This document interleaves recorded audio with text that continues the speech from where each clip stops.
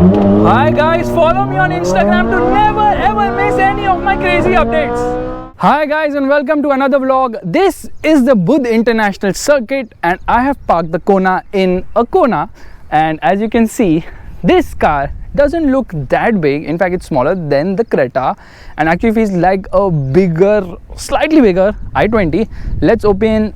It doesn't have an engine bay. What term should I use? It says Eco Technology EV. There's insulation here, but the electric motor makes no noise whatsoever. So this is the design of the vehicle. Now it looks very distinct from its petrol cousin, and you see there's no opening for the grill because nothing needs to be cooled. However, if you want to charge the vehicle, this is the port to charge the vehicle. Now I'll tell you more when I'm driving the car about how you can charge it, but here you can see the indicator, how much battery is there. And as you can see, push it, that is closed. Now here there is something which actually is sensor, and this is the towing hook of the vehicle. Actually it looks very distinct and nice, but it looks very small as well, like the lights on this vehicle. In fact, Hyundai was the first one to adopt this light system. When many people say that the Kona has been copied from the Harrier or the Hector, actually the Kona was the first vehicle among these three to actually get this setup where the indicators and the LEDs are on the top, the main lights are here below, and obviously the fog lights as well. Here cooling for the wheels, that is for the brakes. You know why? I'll show it to you in a bit. Bumper looks nice as well, and you get this funky graphics there actually. Just to tell you, it's electric maybe. Indicator here as well. Cooling is required from there because the wheels are such that they're not open at all. Now all this has been done for aerodynamic efficiency. These tires are 215, 55, 17. The design is well distinct, I would say. It says blue drive here because it's an electric vehicle, and from the side you can see it is around 4.1 meters long in terms of length, so it's not very long as such. And from the rear it might remind you of the i20 Active. There's decent amount of ground clearance on offer because it's actually an electric vehicle, but apparently it's an electric SUV. It says electric here, it says Kona there, and you get reflectors as well as indicators there. Brake lights here. Brake lights have good attention to detail. Now obviously it uses LED lights both at the front as well as the rear. You get a shark fin antenna, you get roof rails which are not functional, you get indicators on the outside rear view mirrors, you get beautiful wipers as well. And as I keep circling around, let me tell you that it gets a nice rear spoiler as well with an integrated stop light. Let's open the boot of the vehicle. Now the boot is decent sized, but there is no spare wheel on offer. There is actually a spare wheel on offer. I thought there will be no spare wheel on offer. So there's a spare wheel on offer which is a smaller size, 185 80 17, and it is not an alloy, and this is the regular charger of the vehicle to charge the vehicle. Meanwhile you get a 60-40 split seat. There's space to keep stuff here. There's a light placement here, there's a hook there, and let's quickly get into the rear seat. Now there is some amount of disappointment here because although the doors open wide and the door pockets are decent size to keep stuff, there isn't much space on offer. Right now obviously this seat has been pushed ahead, this is behind. You can see there's no space when this is behind, but honestly when you're driving the car you realize that the front seats are comfortable and the rear seats are comfortable, but the rear seats just lack space. So there's not good amount of legroom on offer. Knee room is decent because scooped out seat back, magazine holders here as well, but under thigh support is quite poor. There's a center armrest here as well with twin cup holders, 3 adjustable headrests. The center headrest shape is a bit different, I would say. Headroom is decent, almost decent for my height. There's a holder to hold on to on both the sides. There's a light placement here. There are light placements at the front as well. All black cabin looks very nice, but this car gets a lot of features. For starters, obviously it gets passive entry, and here you see door pockets are decent size at the front.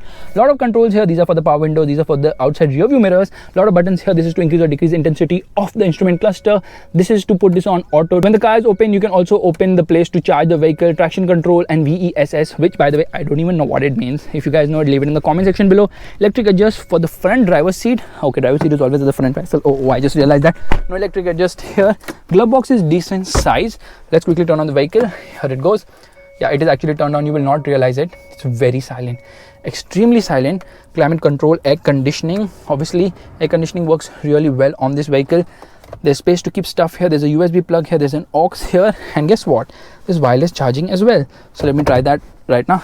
There, wireless charging has been activated. 69% charge it says. Electric parking brake. These are the buttons for the gear selection. Auto hold is there. Drive modes, basically you get it through the various drive modes, sport, eco as well as comfort. It actually changes the cluster's color as well. So yeah, different colors in different modes. So that is a digital display right there. Looks really nice. And talking about the instrument cluster, as you can see, it's a digital unit. On the left you see the power and charge meter. On the right you see the battery power, and in the center you get a speedometer. In the center you see the range meter. On the right you get a tire pressure monitoring system, distance to empty, and a lot of stuff there as well. Obviously you get a lot of buttons here. These are for the audio controls. This is for the cruise control system. Steering feels nice to hold. These are the controls for the headlights. These are the controls for the wipers. The wipers work really well too. Auto dimming inside rear view mirror. Here you get a mirror as well as a light, but the light placement is here. Okay, let me remove this. So satisfying doing this every time, trust me on this. Meanwhile, same is the case here, mirror along with a light. There's a sunglass holder here. A lot of lights here as well. Yeah, LED lights. Meanwhile, there's a sunroof here. Let's open the sunroof right away. Decent size sunroof, I would say. The front seats are quite comfortable, and yeah, it opens decently big too. Meanwhile, like I told you, auto dimming inside rear view mirror. This happens to be an 8-inch infotainment screen. There happens to be a 7-inch screen here. Now this screen obviously gets a lot of features like Apple CarPlay, Android Auto connectivity. Let me get into reverse. There's a reverse parking camera. It gets guidelines which are adaptive. It gets reverse parking sensors as well. And here you can see it gets ventilated seats for both the front seats. It also gets heated seats for both the front seats as well. Over here under the front center armrest, there's space to keep stuff. There's space to keep stuff here too. And yes, there's a push button start too. The steering is adjustable only for height. Unfortunately, it is not adjustable for reach. And air conditioning, like I told you, works really well. Now let us get into park right now.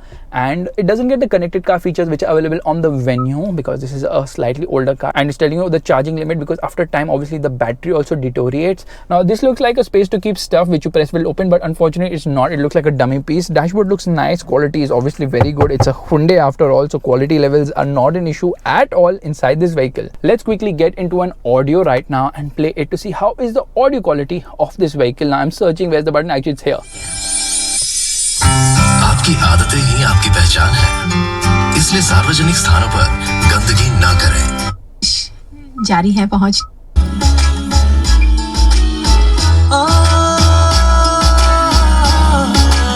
Audio quality is decent. It has got plenty of airbags as well. Yeah, it's got side airbags. So the pedals actually have regenerative mode. So there are two pedals. Okay, so if I press the left one, that actually increases the regenerative braking.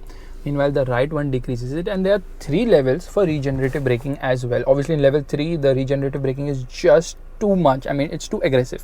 Now, I told you there are 3 modes on offer. There are actually 4 modes. Okay, so here we go into modes. Drive mode. Now, if I keep this pressed, I can get into Eco Plus, which is like super fuel efficient, or rather energy efficient. So the car turns off, and you know it limits the speed to 90 kilometers per hour. So that is the difference. And all these modes actually alter how much power and how much range you're going to be getting from the vehicle, thereby altering the acceleration of the vehicle. Meanwhile, there's something which isn't so easily seen. There's actually storage space below. Yeah, that is right. There's storage space below, similar to the Honda Civic. And yeah, it's difficult to access it. There's a 12-volt charging socket along with a USB socket as well. So that is placed below, which is not the best place to place it as such, but it is actually quite spacious. I would say you can keep a lot of stuff there as well. And yeah, I think it's time we start to drive the car. All right, we're exiting the pit lane. That is the advantage of an electric motor, because you get torque right from get-go, that is from 0 RPM. And this one uses a 39.2 kilowatt hour battery. Now this is obviously a lithium ion battery, has a range of 462 kilometers as per ARAI. But you know, if you want to know the performance, just look at, okay, I am just cruising along here. Obviously I'm in sport mode, and as soon as I get into the throttle, there's an instant surge and it takes off immediately. In fact, 0 to 100 kilometers per hour takes just 9.7 seconds, which is blisteringly fast for a car which is this heavy because of the batteries. And it produces 136 horsepower, or rather 136 PS of power. Meanwhile, the torque output is 395 Newton meters, which gives a good amount of punch. In fact, here you see, yeah, it actually spins its wheels every time you get into the throttle. That is the level of performance on offer. Every time you get on the gas, there's an instant surge of thrust, and the brakes are also very nice. I mean, the brakes are sure-footed.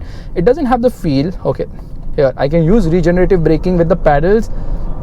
Acceleration is really very brisk, and you know, it's not about just driving fast. It's about, you know, making an overtake. Right now you see that I-20 there. I want to make an overtake, no problem. Get onto the gas, 100% power, and there it goes. that is the level of performance on offer right now. Obviously we are in sport mode. I am shocked to say that the steering actually offers some feel.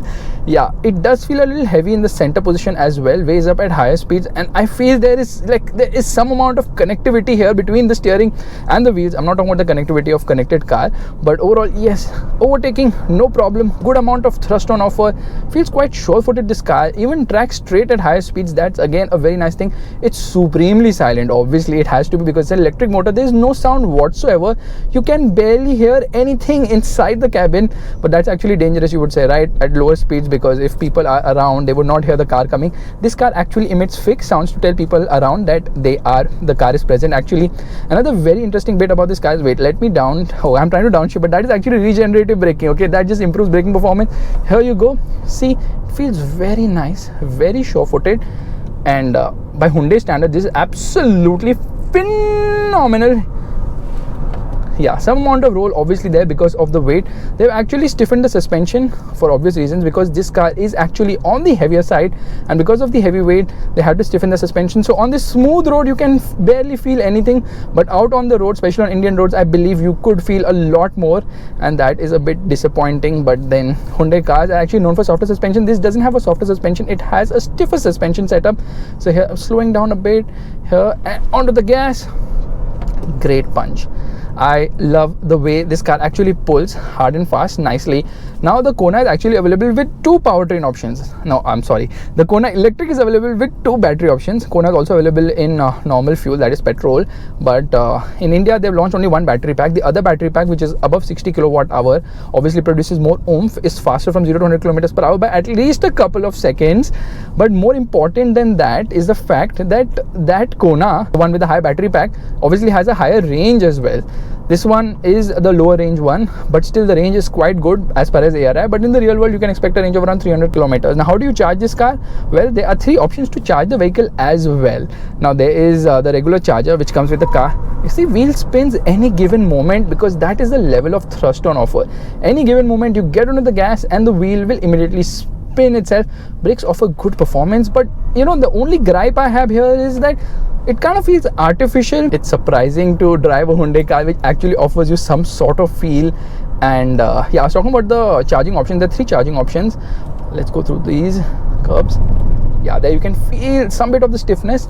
So the three charging options. The standard charger which comes with the car takes 19 freaking hours to charge the vehicle. That's right, 19 freaking hours from your house. But an introductory offer is here. If you are the first to buy the Kona, then you can obviously get complimentary another charger which actually charges the vehicle in 6 hours 10 minutes. However, the DC charger, which can be availed at maybe Hyundai's showrooms or a few petrol pumps as well, that takes only 57 minutes to go from 0 to 80% charge, which is actually quite fab. Now just check this out, okay? Wheel spins at any given moment, and yeah, tire screeching as well, but tire grip is fine. I would say, like, it runs on 17-inch wheels. Tire grip is fine. Left foot on the brake, right foot on the accelerator, and here we go. Instant punch, pulls nicely, and yeah, top speed happens to be around 160 kilometers per hour. As you can see, there is a constant surge and it just pulls relentlessly. Brakes also offer great stopping power as well. Now, of course, the Kona is priced at a premium, but when you look at the range and the technology on offer, it actually looks quite value for money. Now, this car is priced at 29 lakhs on road Mumbai. You pay an additional 30,000 more for the dual tone color, which happens to have the black roof. 20,000 ex-showroom, and that equates to 30,000 on the road. So guys, this is my review of the Hyundai Kona. If you liked it, you know what you have to do. Give it the thumbs up, that's a like button, and also subscribe to the channel. I will see you guys in the next video real soon. Bye bye.